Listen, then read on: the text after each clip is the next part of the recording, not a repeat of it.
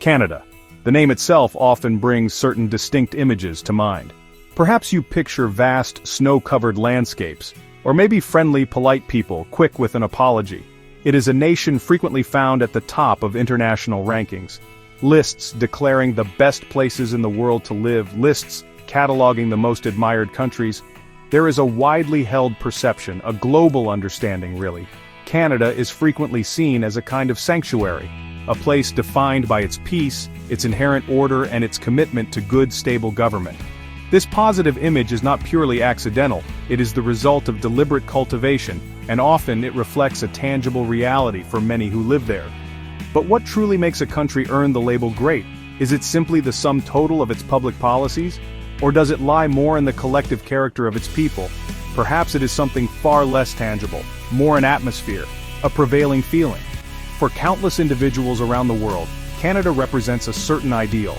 An ideal of a society that, for the most part, functions effectively. A society that demonstrates a clear commitment to caring for its citizens. This powerful ideal acts as a magnet, drawing people from every conceivable corner of the globe. They arrive seeking new opportunities. They arrive seeking safety and security. They arrive seeking the promise of a better life for themselves and their families. This esteemed reputation is not constructed from mere myths or wishful thinking. Canada possesses tangible, undeniable strengths that are widely acknowledged on the international stage. Universal healthcare stands as a prominent example. High-quality public education is another. A deep-seated official commitment to multiculturalism is yet another pillar. These are not just abstract concepts, they are foundational elements of the Canadian identity. They also serve as powerful magnets attracting people to the country. They are compelling reasons that make individuals want to build their lives there. This is the undeniably bright and inviting side of the Canadian story. Yet it is a truism that no country is entirely without its shadows or its shortcomings. No perfect utopia has ever existed on this earth. Canada, despite its many celebrated virtues, also faces its own set of significant challenges. These are real, everyday challenges. These difficulties can sometimes temper the brilliance of the Canadian dream. They can introduce complexities and hardships even for those who were born and raised within its borders. So, what is the complete and unvarnished picture? Is Canada truly the promised land that it so often appears to be from afar? Or is there a more nuanced, more complex reality that lies just beneath the familiar, polished surface? Let us delve deeper and explore this very question. Consider for a moment the profound idea of universal healthcare. It is an incredibly powerful and appealing concept. Healthcare available to everyone, regardless of their income level, regardless of their social standing or occupation. This principle forms a very cornerstone of contemporary Canadian society. It was, in its time, a remarkably bold promise. A societal promise made many decades ago, and to a very large extent, it is a promise that has been consistently kept. Canadians generally do not live in fear of financial ruin resulting from a necessary doctor's visit. They do not typically dread the arrival of a hospital bill following an unexpected emergency. This fundamental peace of mind is a profound societal benefit. How does this ambitious system actually function in practice? The Canadian healthcare system is primarily publicly funded. The necessary revenue is generated mainly through general taxation. Each of Canada's provinces and territories is responsible for administering its own health insurance plan. However, all of these provincial and territorial plans must adhere to a set of national principles. These principles are clearly laid out in the Canada Health Act. They include universality, accessibility, portability, comprehensiveness, and public administration. These 5 tenets are the guiding lights of the system. They are designed to ensure a consistent standard of care, a standard that is intended to be available for all citizens. It sounds straightforward. It is, in reality, a complex undertaking. The societal impact of such a system is undeniably significant.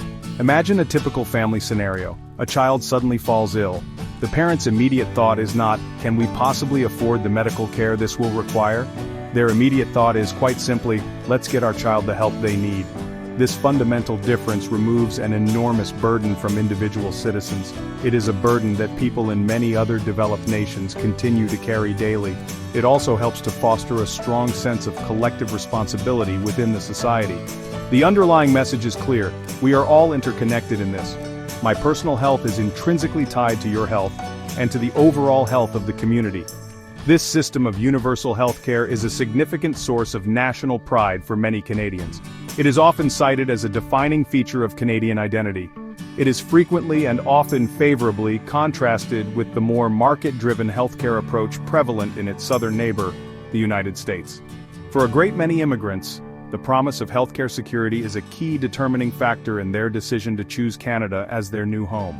The prospect of reliable healthcare, security for themselves as individuals, security for their children and their families. This is an exceptionally powerful draw. A very powerful draw indeed. It profoundly shapes how Canadians view their country and their government's role in their lives. Now let us turn our attention to another key aspect, education. This stands as another important pillar of Canadian society. It is another significant point of national pride. Canada consistently achieves high rankings in global education surveys and assessments.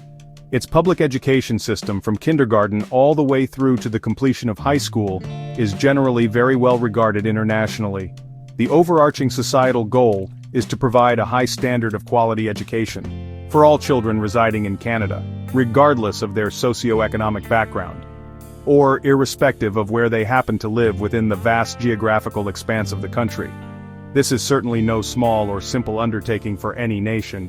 The Canadian education system is largely decentralized in its administration. The individual provinces and territories hold primary jurisdiction over educational matters. They are responsible for setting their own specific curricula. They manage their own local school boards and educational infrastructure. This decentralized approach allows for a degree of regional adaptation and responsiveness. It enables the tailoring of educational programs to better meet local needs and reflect local values. But it also inevitably means that some variations will exist across the country. Variations in terms of perceived quality, variations in the level of available resources. Yet despite these regional differences, overall educational standards remain consistently high. National literacy rates are strong, high school graduation rates are commendable. This is a clear testament to decades of sustained public investment. Higher education is also recognized as a significant national strength. Canadian universities are widely respected academic institutions on the global stage. They successfully attract a large number of students from all across the world each year. These institutions offer a comprehensive and diverse range of academic programs, from the humanities and arts to the cutting-edge sciences, from complex engineering disciplines to demanding medical training. Furthermore, tuition fees at Canadian universities are generally lower when compared to those in some other Western countries. This is particularly true when contrasted with the often very high costs associated with university education in the United States. This relative affordability makes advanced education more accessible, more attainable for a broader segment of the population. The sustained emphasis that Canada places on education serves a very clear and strategic purpose. It is fundamentally about building and enhancing human capital. An educated populace is generally a more productive populace. A well-educated citizenry drives innovation and technological advancement. It fuels sustainable economic growth and prosperity. It also fosters the development of informed and engaged citizens, which is crucial for a healthy democracy. Canada understands this intrinsic link very well. Consequently, it consistently invests in its people, from their earliest formative years in primary school, right through to their ongoing professional development in their chosen careers. This forward-thinking, long-term vision is absolutely critical. It is critical for ensuring the nation's continued success and relevance in the future. What does it truly mean to be identified as a Canadian? This seemingly simple question yields a multitude of complex answers. This is largely because Canada is, at its very core, a nation built by immigrants. It often describes itself as a mosaic rather than a melting pot. This is a subtle but crucial distinction in approach and philosophy. In the year 1971, Canada formally adopted multiculturalism as an official government policy. This was, at the time, a genuinely groundbreaking and forward-looking step for a nation to take.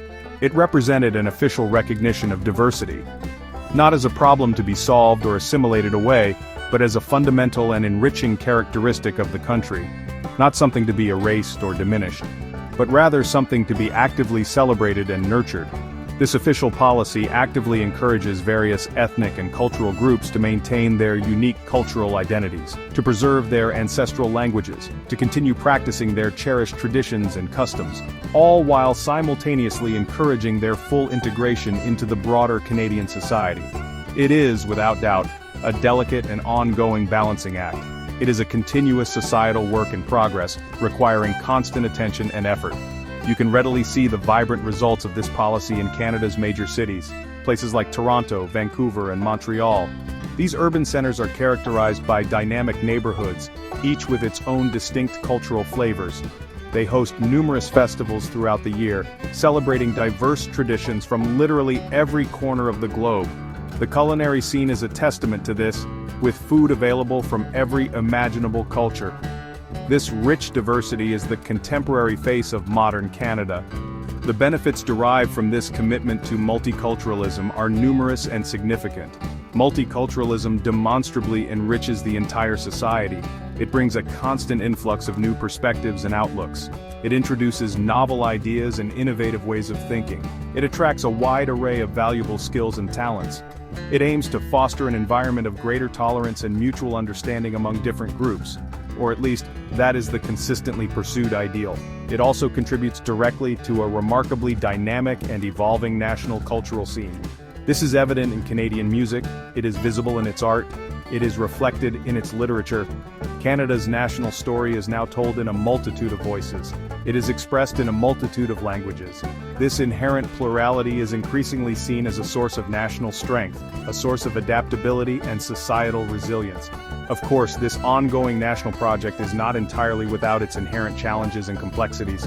The successful integration of diverse populations into a cohesive society is an inherently complex task. Issues of subtle or overt discrimination can, and unfortunately do, arise from time to time. Achieving and maintaining genuine social cohesion requires continuous, dedicated effort from all segments of society, ensuring truly equal opportunity for every individual, regardless of their country of origin or ethnic background. These are persistent and ongoing tasks for the nation. However, the fundamental commitment to the principle of multiculturalism remains remarkably firm within Canada. It is deeply woven into the very fabric of the nation. It stands as a defining element of what Canada, as a country, consistently strives to be. It is best understood as a journey, not as a fixed or final destination.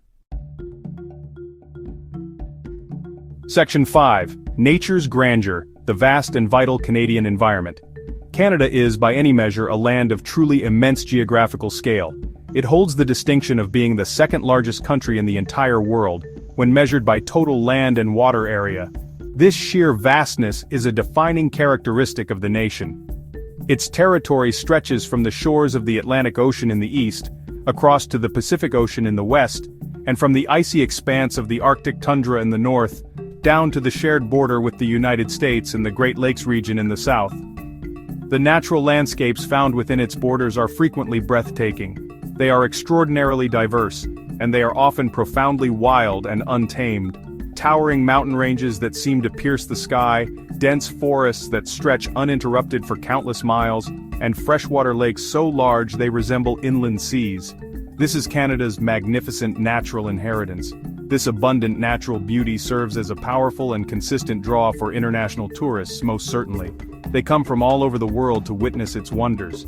But it is also deeply significant for Canadians themselves.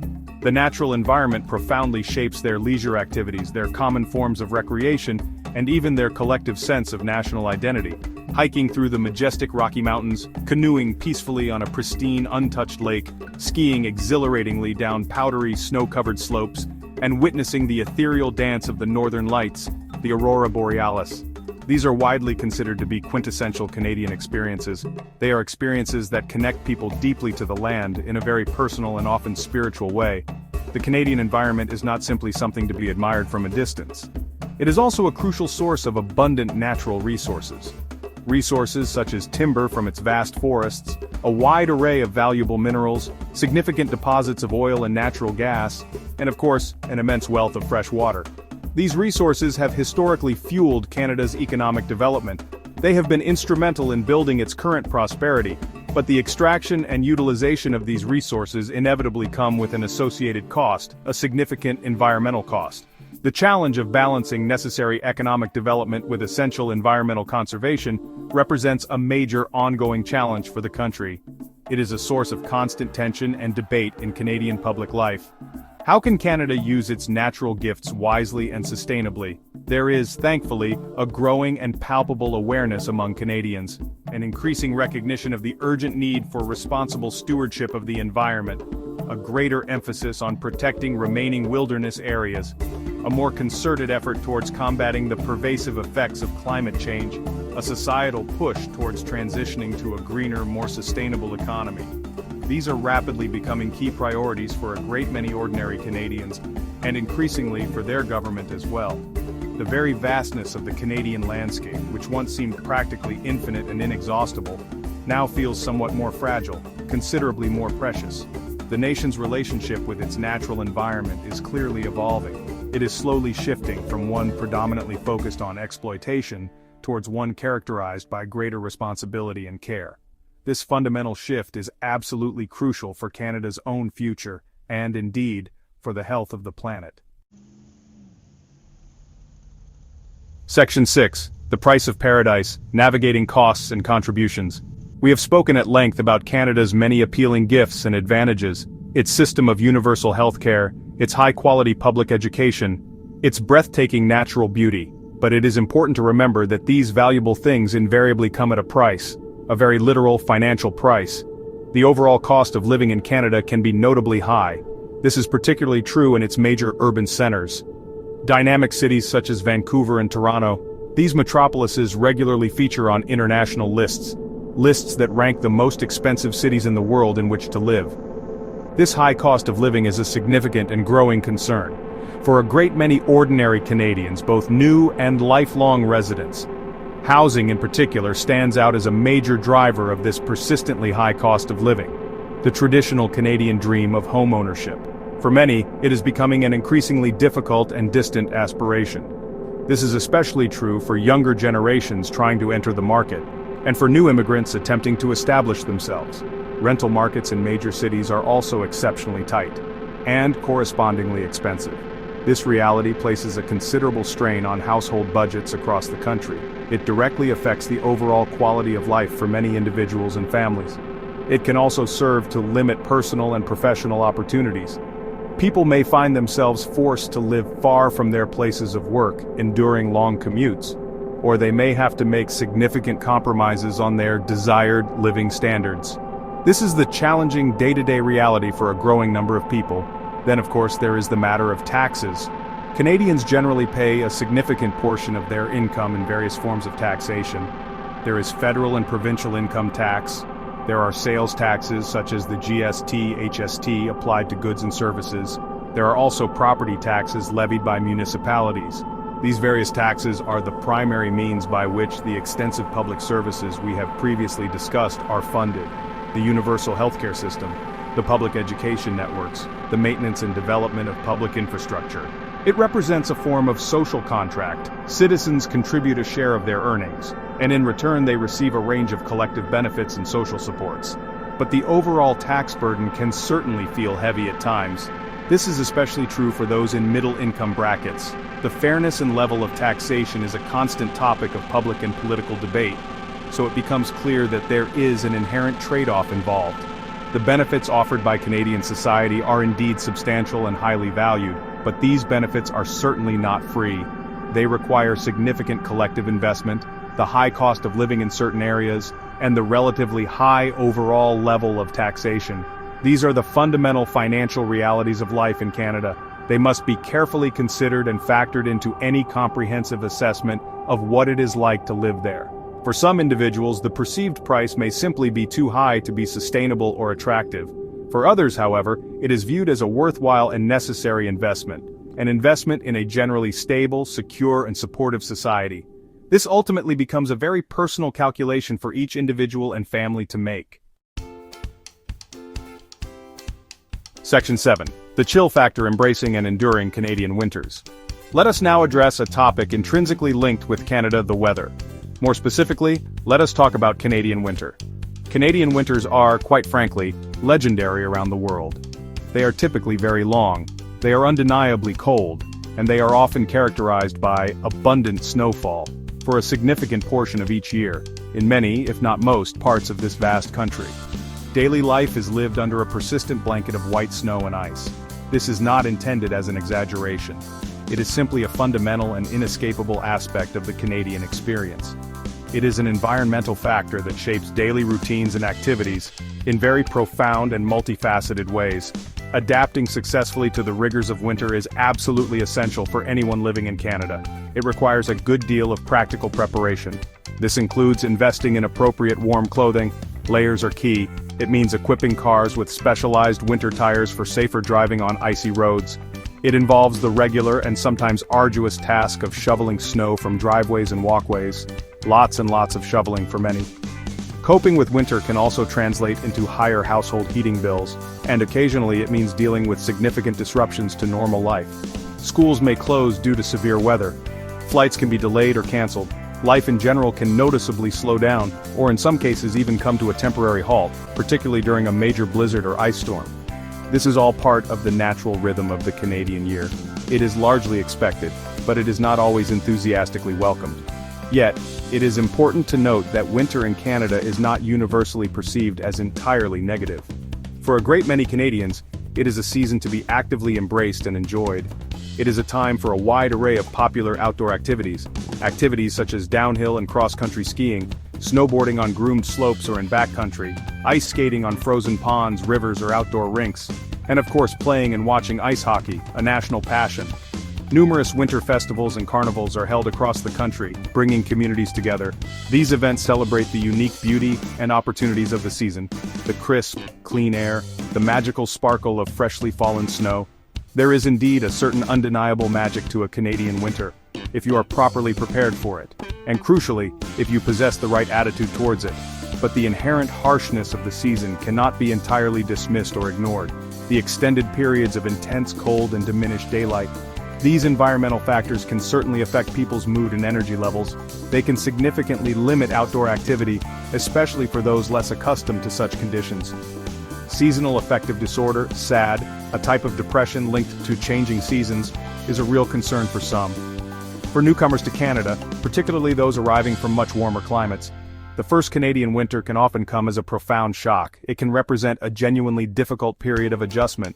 It is, in many ways, a true test of personal resilience, a defining characteristic, one might say, of life in what is affectionately and sometimes ruefully known as the Great White North.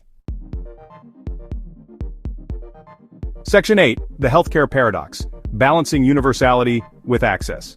We previously praised Canada's system of universal healthcare, and that praise was, by and large, well-deserved. It undeniably provides a crucial and reassuring social safety net for its citizens. However, it is also true that this complex system is not entirely without its operational flaws and challenges. One of the most significant and persistent challenges currently facing Canadian healthcare is the issue of timely access to services. Specifically, this refers to wait times. The wait times for appointments with medical specialists, the wait times for many non-emergency or elective surgeries, the wait times for certain important diagnostic tests, such as MRIs or CT scans. These wait times can often be very long, frustratingly and distressingly long for many patients. Why do these often extensive wait times persist within the system? The contributing reasons are multifaceted and complex. Canada's aging population, like that of many developed nations, places progressively greater demand on healthcare services. The appropriate level of public funding for healthcare is a constant subject of political and public debate. The sufficient availability of qualified healthcare professionals. This includes doctors, specialist physicians, nurses, and medical technicians. Their distribution can vary significantly by region. Access to care is often more challenging in rural, remote, and northern communities. Simply finding a family doctor willing to take on new patients can be a difficult and lengthy process for many Canadians. This situation is a considerable point of stress for individuals and families. It represents a clear weakness within the overall system. The paradox inherent in Canadian healthcare is precisely this. Healthcare coverage is universal in principle, but timely and convenient access to that care is not always guaranteed in practice. This discrepancy can lead to significant anxiety for patients and their families. It can result in prolonged periods of pain or discomfort for those individuals who find themselves waiting for necessary treatments or procedures. Some Canadians, if they have the financial means, even choose to travel outside of Canada for quicker medical care. This practice, while understandable from an individual perspective, arguably undermines the core principle of equal access for all, regardless of ability to pay. It clearly highlights the significant pressures currently weighing on the publicly funded system. These are pressures that urgently need to be addressed through thoughtful policy and investment. Concerted efforts are continually being made at various levels to improve this challenging situation. These include strategic investments in new medical technologies and digital health solutions. There are ongoing reforms aimed at improving how healthcare services are organized and delivered. Various strategies are being implemented to recruit, train, and retain a sufficient number of skilled healthcare workers across the country. But meaningful progress in such a large and complex system can often be slow and incremental. The overall challenge remains immense: the task of effectively balancing the core values of quality, universality, and timely access. This is the ongoing struggle for the future of Canadian healthcare. It is a system that is deeply cherished by Canadians, but it is also one that requires constant attention, adaptation, and care itself to remain effective. Section 9. Conclusion. The Canadian Equation, a deliberate balance.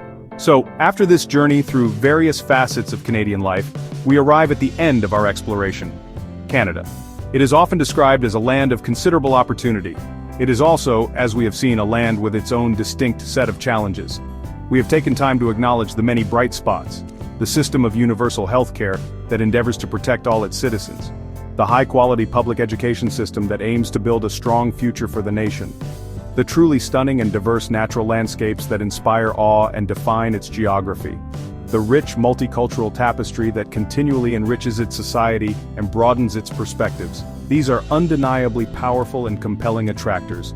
They are significant reasons why so many people around the world choose to call Canada home, or sincerely wish to do so. But we have also made a point to look directly at some of the shadows. The often high cost of living, particularly in urban areas, that constrain household budgets. The relatively heavy tax burden that is necessary to fund the extensive public services provided. The undeniably harsh and long winters that consistently test the resilience of its inhabitants. The frustratingly long healthcare wait times for certain procedures that can cause significant anxiety and distress. These are all real and tangible difficulties. They serve to temper the more idealistic portrayals of the Canadian dream. They remind us quite clearly that no single place on Earth is entirely perfect. Every nation without exception has its own unique set of trade-offs, its own particular set of compromises that its citizens navigate. What then is the final considered calculation in this assessment? Is Canada truly as great as its international reputation often suggests? Or is that positive reputation perhaps somewhat overblown or idealized? The answer most likely lies somewhere in the nuanced balance between these perspectives. Canada generally offers a very high quality of life for a great many of its residents. It provides a notable degree of social and political stability.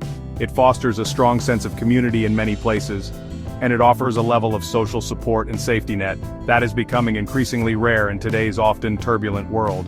These are certainly not insignificant achievements. They are, in fact, immensely valuable attributes, especially when viewed against the backdrop of global uncertainties. Despite its acknowledged challenges, Canada continues to remain a highly desirable destination for people from all walks of life. It is still widely perceived as a place where individuals believe they can build a good, secure, and fulfilling life. The Canadian equation, therefore, is inherently complex. It necessarily involves a careful weighing of the many positives against the undeniable negatives. For a substantial number of people both within Canada and looking in from outside, the positives still ultimately outweigh the negatives. The enduring promise of Canada, though admittedly imperfect and constantly evolving, continues to shine quite brightly. It stands as a relative beacon of calm, stability, and a quiet, unassuming decency in what is often a very turbulent and unpredictable world.